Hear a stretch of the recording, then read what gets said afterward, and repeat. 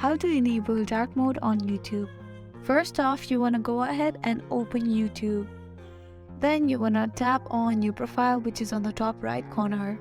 After you do that, you'll enter to this page, and then you want to go ahead and tap on settings. After that, you want to go ahead and tap on general. As soon as you do that, you'll enter to this page where you will see appearance. You want to tap on it.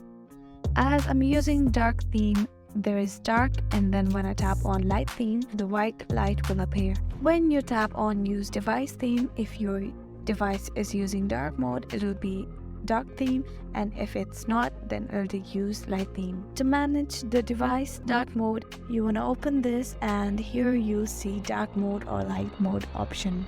If you turn this on, dark mode will be on, and if you turn this off, dark mode will be off.